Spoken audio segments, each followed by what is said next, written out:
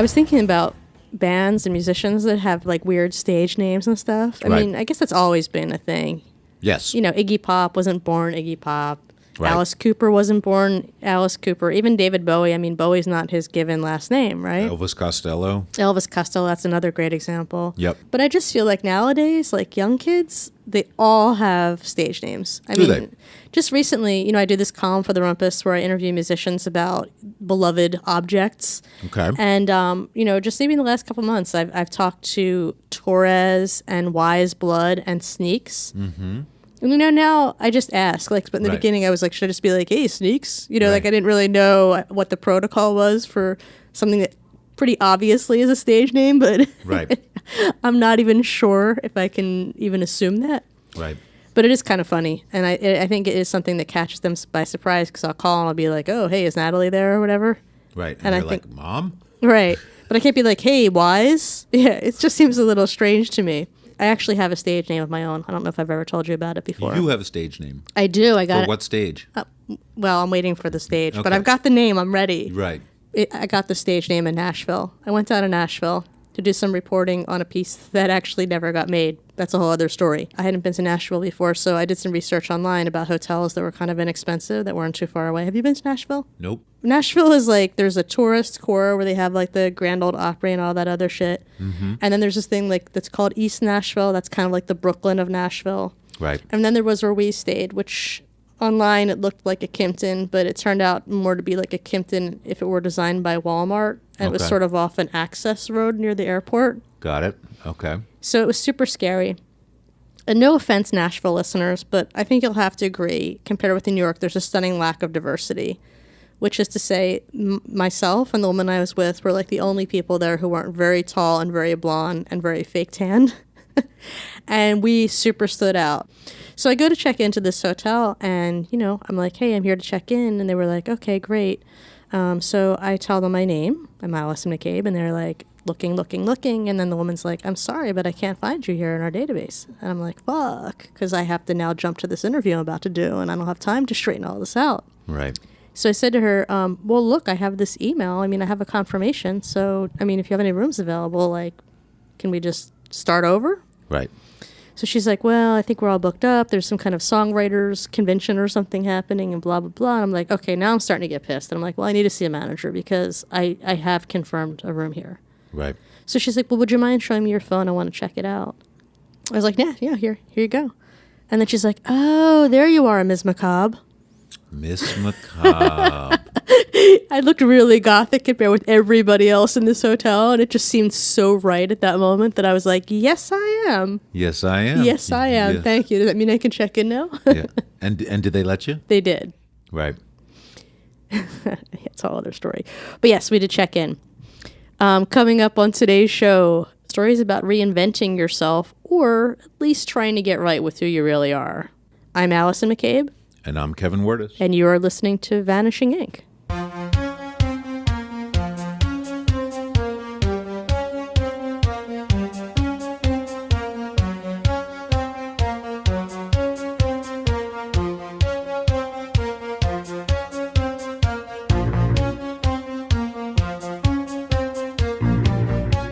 Speaking of rock and roll personas, let's play a little bit of game. Let's play your game again. Let's play Battle of the Rock and Roll Superheroes. All right. Who do you have up? It's got to be Kiss.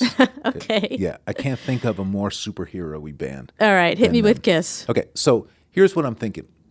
Superheroes Yeah. have superpowers. Yep. What superpower does every 14-year-old boy want to have? A hairy chest like Paul Stanley. Well, to an end. Tongue action like Yeah, Gene those Simmons. would be some of the superpowers, but the superpower would be to be able to fuck 10,000 girls. Yes, that's a la true. Gene Simmons. Okay. That is the most superhero thing you can have. Okay. So, what are the songs that demonstrate their superhero-ness? Okay. There's Rock and Roll All Night, which is Right. really about wanting to fuck all night. Right. Right? Yeah. Sure.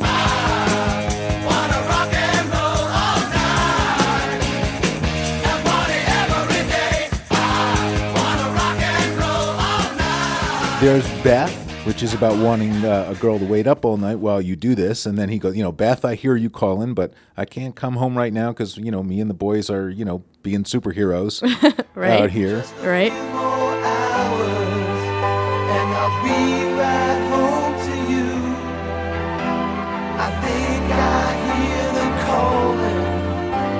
Oh, Beth, what can And then we were chatting earlier, you brought up Strutter, which shows the sensitive side, and I think that's funny because that is an important part of every superhero's private identity. They're sensitive. Clark Kent's a little sensitive. Yeah, I hear you. But I'm going to throw it back for a second because arguably that's like every rock band in the world is a crotch rock band whose anthems try to speak to those. So why is Kiss different from, let's say, Led Zeppelin or the Stones or, you could go back and back and back and back? Couple things. All right. So the most superhero song of all rock and roll superhero songs is God of Thunder, where Gene proclaims, he's straight up that he's the God of Thunder and rock and roll. So there it is. Okay. He says it. Now, I got a couple other things to rest Let's give my a listen case. to that for a second. Let's see if we can hear it.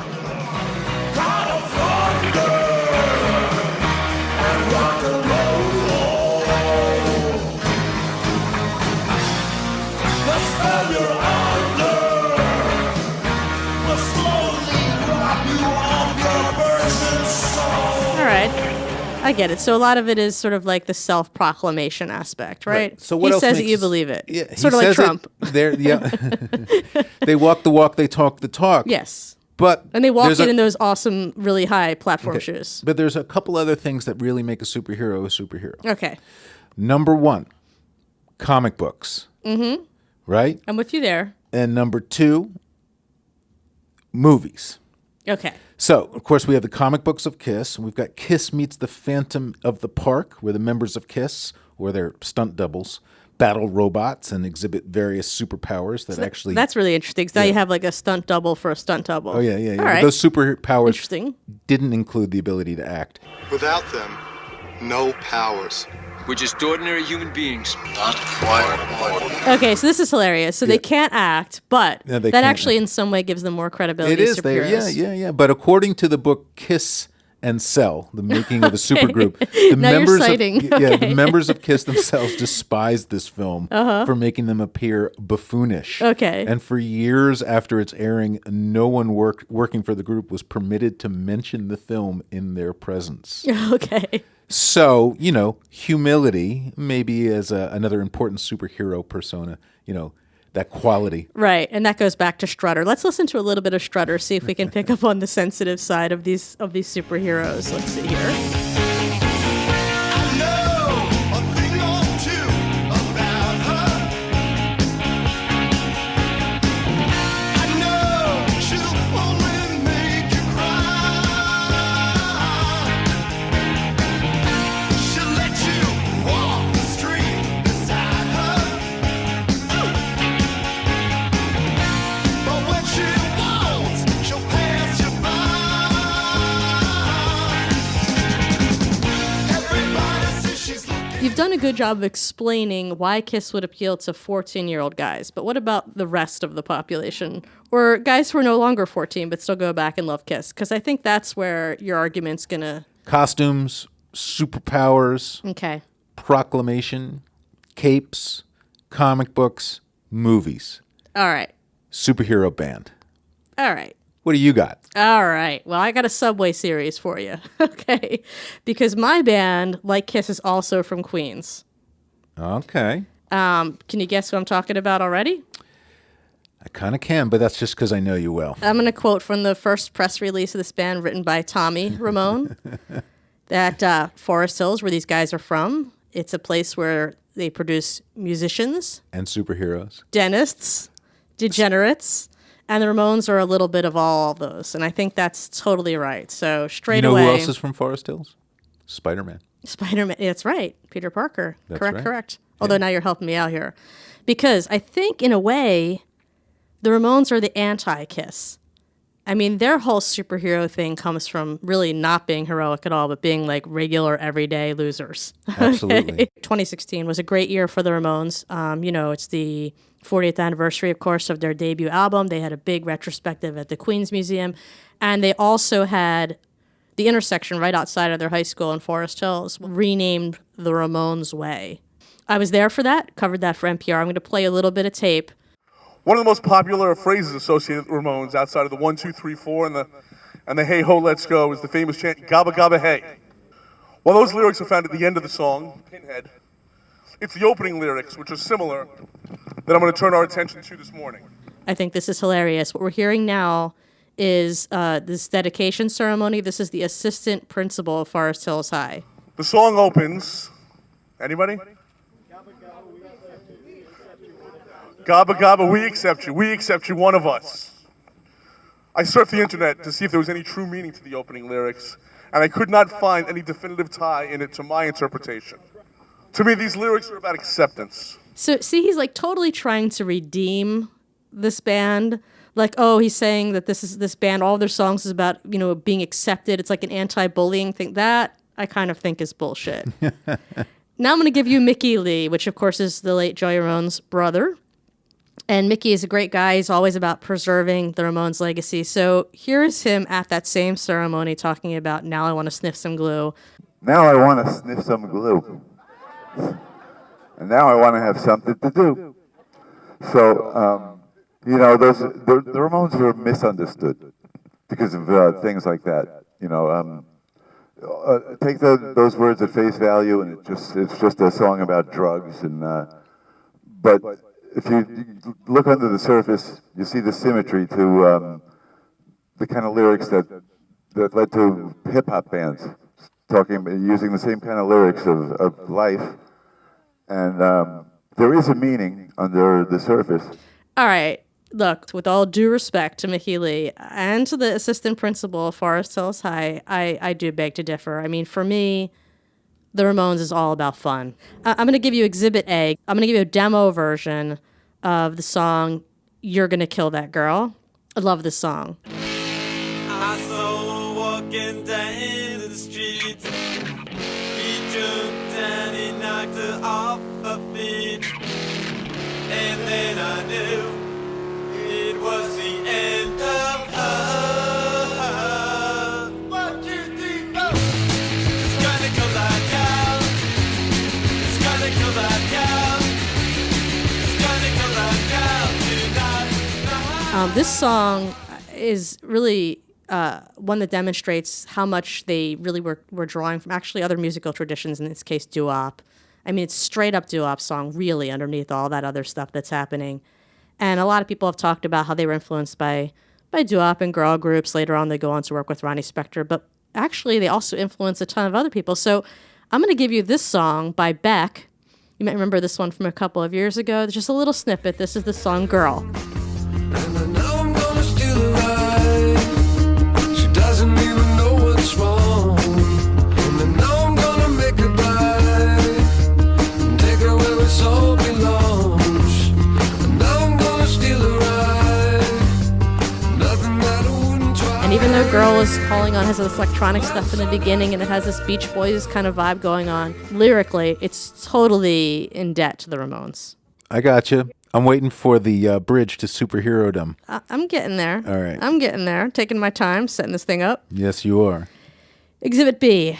Some people have said the Ramones are unsophisticated 3 chords, da-da-da-da-da-da-da, therefore not superhero material. This is not Jimmy Page on an indulgent 20-minute, guitar freak out with the dragon suit and all that shit. Nope.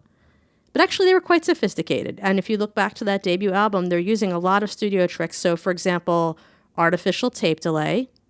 Okay. The Ramones, like Kiss, were super merchandised in addition to being superheroes. Right. But they actually got that idea really from the Beatles, I think, a lot. Oh, yeah. And the tape delay thing, similar. So here I'm going to play for you first the Beatles song No Reply. That's an example of artificial tape delay. I saw the light.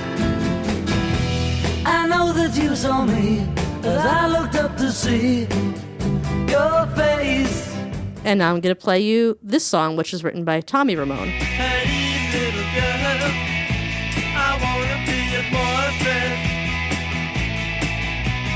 Sweet little girl, I wanna be your boyfriend.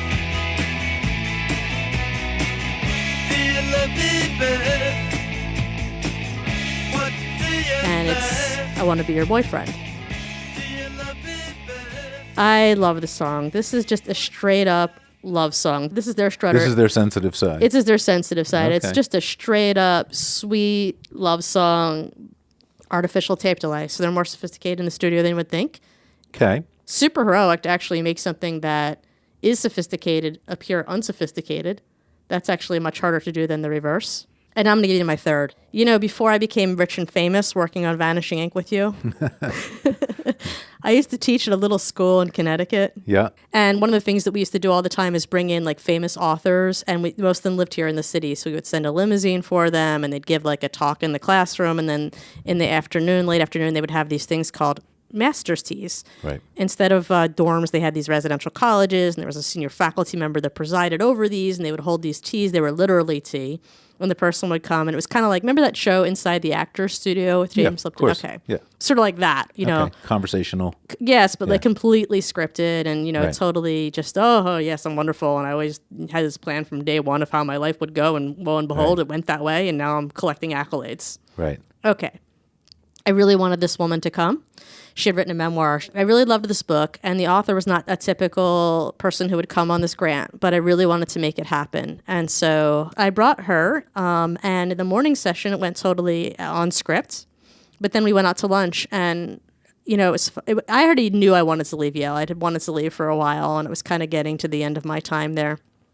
And at lunch, we were talking about how these things normally go, and we were with another faculty member, and I was telling the story about how the last person that had come through was complaining about how, oh, it's terrible that Kindles are replacing books and you can't have an author sign a Kindle. And then they were talking about you wouldn't pass down your Kindle library to your kids. And I had nothing to say because, you know, growing up in Philadelphia, the only book in my house was the Yellow Pages. You know, we didn't really have books.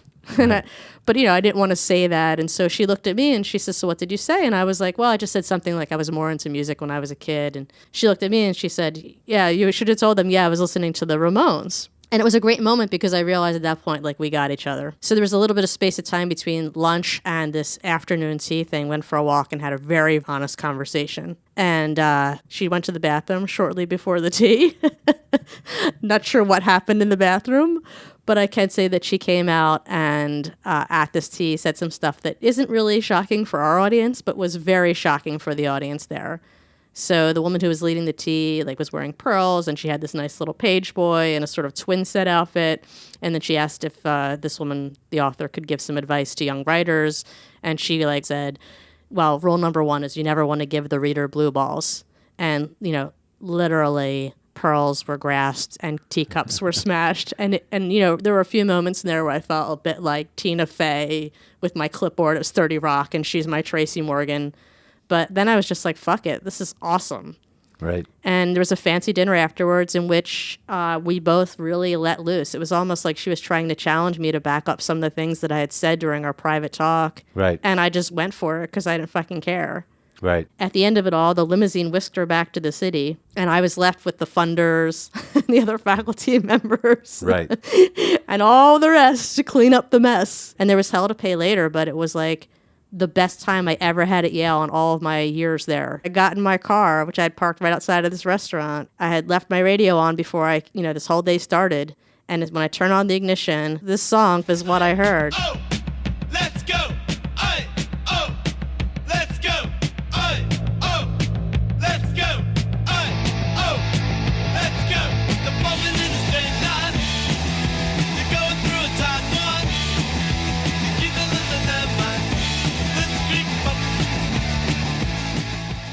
This is why, to me, the Ramones will always be superheroes. So the Ramones made you feel like a superhero yourself. And that's the secret behind any great band like that, is they are not superheroes. They make you feel like a superhero.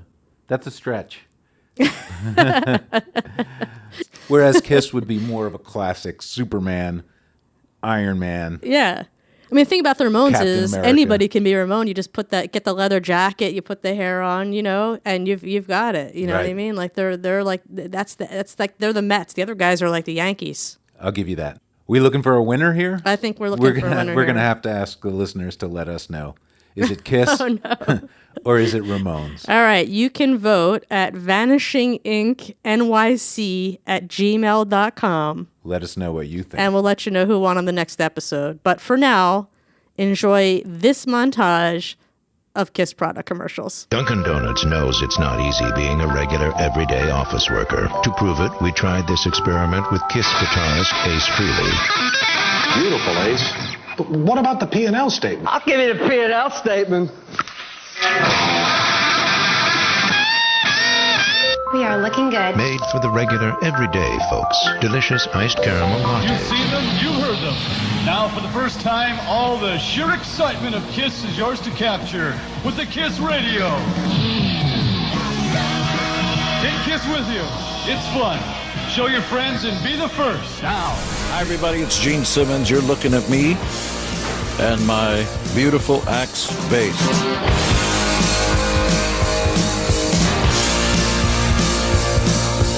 This is the Gene Simmons Court Axe bass. I literally play these on stage.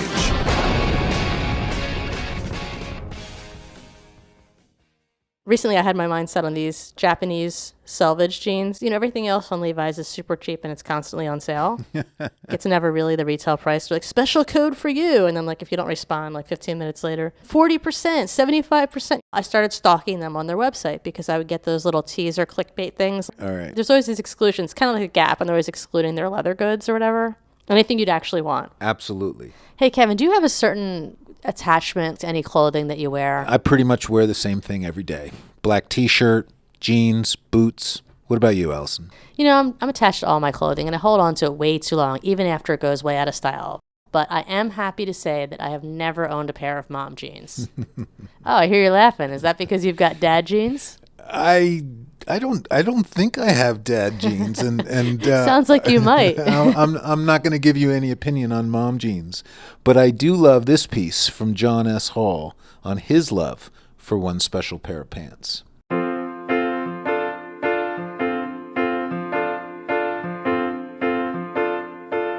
God help me, I loved that man's pants. They were a dark and stately gray with an understated green plaid pattern, barely distinguishable in a brief glance, which is all I dared to take. I didn't want to stare. But by God, they were fantastic pants. Cut in a traditional, but by no means stuffy or conservative style, not the least bit trendy or hipsterish, but timeless and tasteful and true. They were true pants, and God help me, I wanted them. I am not normally prone to jealousy or covetousness. To each their own, I say, although I would favor a massive redistribution of wealth from those who have far more than me to those who have far less. But in that moment when I saw those pants, I also favored a redistribution of those pants from the man who was wearing them to me. The man who was wearing the pants seemed perfectly amiable, and had I had his self-confidence, I might have been able to ask where he got the pants. Perhaps I would have learned that I could buy a pair for myself around the block for $40. Or perhaps I would have learned that they were purchased in Europe for 400 euros. But I learned nothing of the pants, so I will never know. I will never have such pants. In the moment I could not ask, so consumed as I was by envy and greed. And all I could think of was how I wanted the pants, those very pants, not my own pair, but that pair, and not later, but now. I wanted them now. I wanted to hold a knife to the man's throat and say, your life means nothing to me, pig, but if it means anything to you, you will give me those pants immediately, because I wanted those pants so much. Oh, those pants, so much better than mine, that made me feel suddenly ashamed, as if I were wearing pajamas. Perhaps the man wearing those pants wears pants like the ones I have on for pajamas. I have very occasionally worn these pants that I have on for pajamas, but here I am, wearing these pants instead of those wonderful, glorious pants, pants of transcendent splendor and beauty. Fuck me, I wanted those pants so badly I could taste it, like ashes in my mouth. I wanted to tear the pants off of him and put them on right there and then and head off in style to the recording studio. Instead, I walked right past him, did not smile, did not acknowledge him or his pants, but he has ruined my day, perhaps my year, perhaps the rest of my life. that man and his beautiful fucking pants.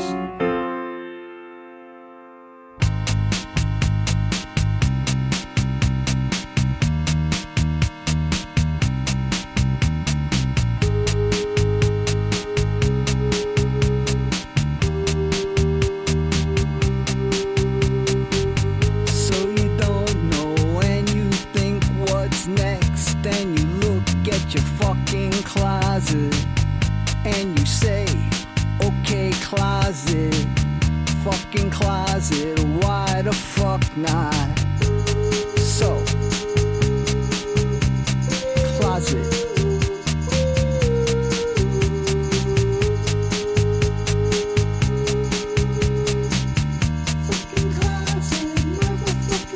So, closets are better when they're not so fucking full. I mean, it's nice to have clothes, but it sucks to have so much fucking shit in the closet.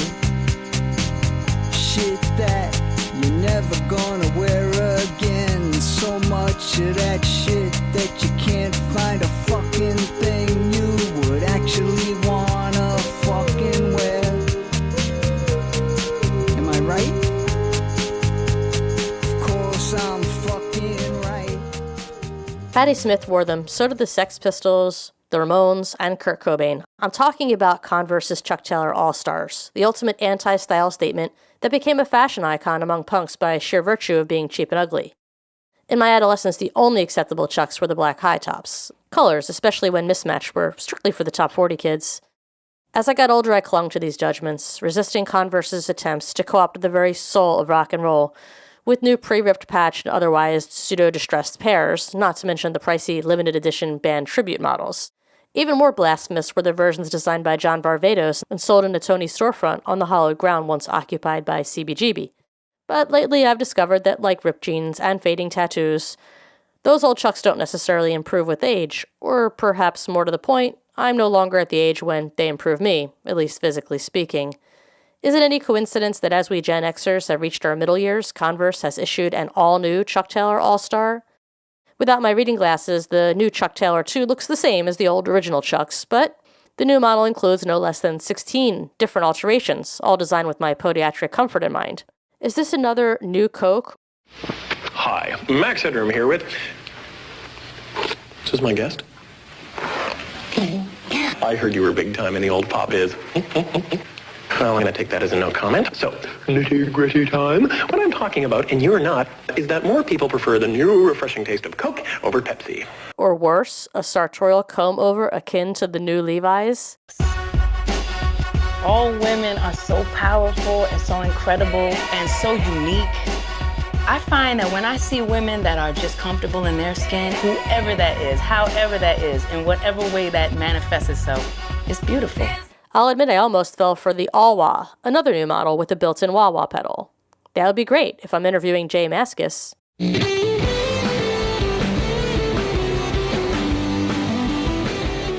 But not so great if I'm pulled over for speeding.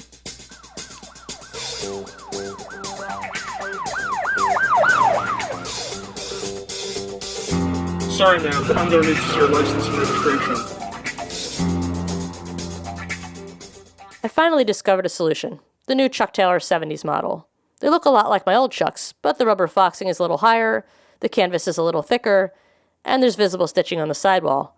They retail for $85, but I got mine on sale for $70. They may not last forever, but right now, they make me feel like I'm 17 again.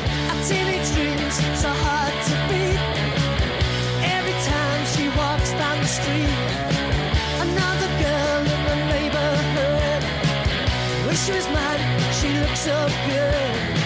I wanna hold her tight. Get teenage kicks right through the night. I was really gonna be something by the age of 23. Honey, all you have to be by the age of 23 is yourself. I don't know who that is anymore. Well, I do. And we all love her. I love her.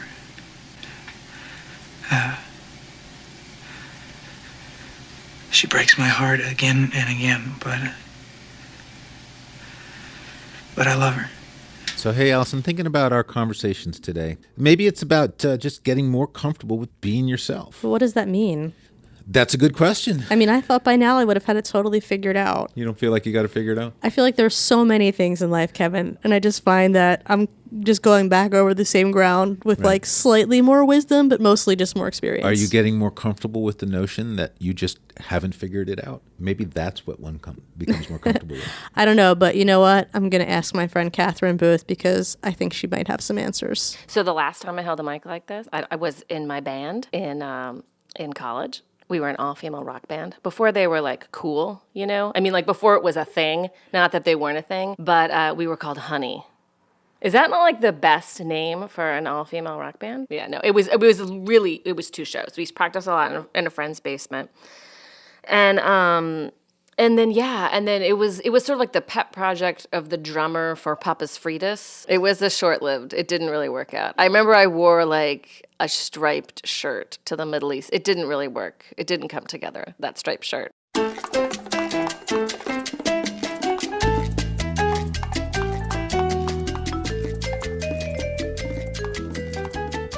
Welcome to the New Old. I'm Katherine Booth. Any woman or gay man can recognize that opening music, and I'm one of them. The woman, not the gay man. I am many generations. Generation X, generation where female partners are their primary breadwinners, generation moving to the suburbs after 20 glorious years in the West Village of New York City, generation working mom, and most importantly, I'm generation Sex in the City. I spent my 20s in New York City existing on a healthy diet of cocktails and cabs, and every Sunday night would gather with friends to watch the latest adventures of Carrie Bradshaw and her gal pals. When that opening HBO static noise played, I had a Pavlovian response. I knew the next 30 minutes was going to be amazing. The reaction was similar to when I was 10 years old and the Love Boat would be interrupted. As that early 80s rainbow graphic swirled counterclockwise on the TV, I knew I was going to see something great.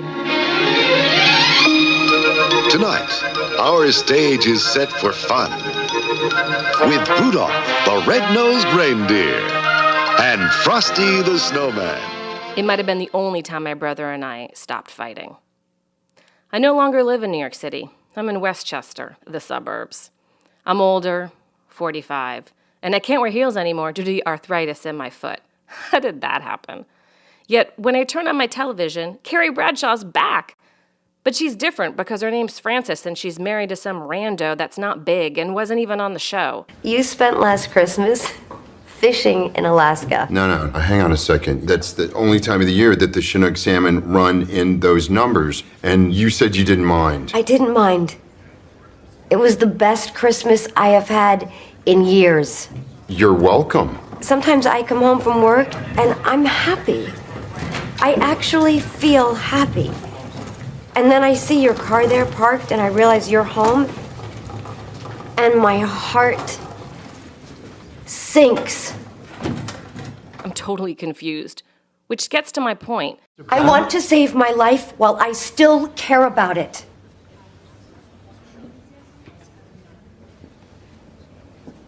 I don't love you anymore. I want a divorce. Sarah Jessica Parker has her work cut out for her, and it's not the first time she's done it. For some people old enough to remember, and I'm one of them, she'll always be Square Pegs. And even before that to some, she'll always be Annie. It's hard to reinvent yourself. It's hard to take something that was old and make it new again, and hard to get other people and yourself on board with the change. Bottom line is, reinvention is hard, whether you're playing a part in a fictitious television series or it's real life, and the old you has to become new. Listen, I've got this whole high school thing psyched out. It all breaks down into cliques. Cliques? Yeah, you know, cliques. Little in-groups of different kids. All we have to do is click with the right clique and we can finally have a social life that's worthy of us. No way. Not even with cleavage. I told you, this year we're gonna be popular. Yeah? Yeah. even if it kills us.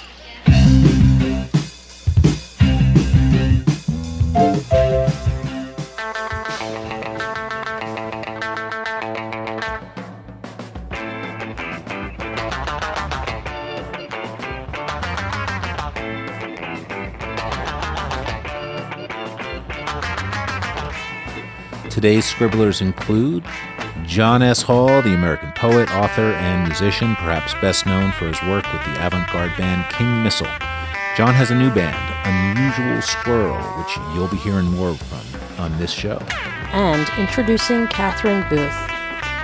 This show was written and assembled in New York City. For more, go to vanishingink.nyc or drop us a line at vanishinginknyc@gmail.com. Until next time, I'm Kevin Wortis. And I'm Allyson McCabe. Thanks for listening to Vanishing Ink. Delivering another TKO to MOR. Never before has the school board seen a student body such as this. But starting today, things will be different. May I present to you an administrator who has promised to carry out her duties with an iron hand. The new principal of Vince Lombardi High, Miss Evelyn Togard.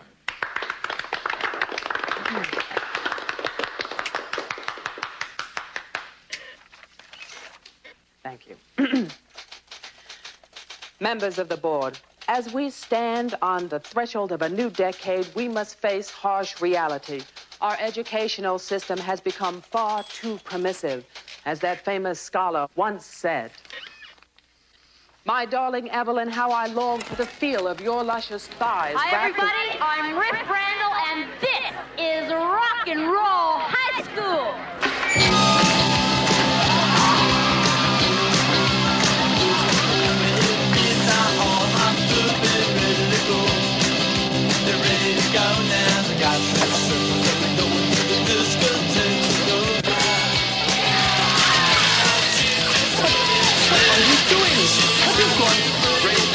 Stop that! Sit down!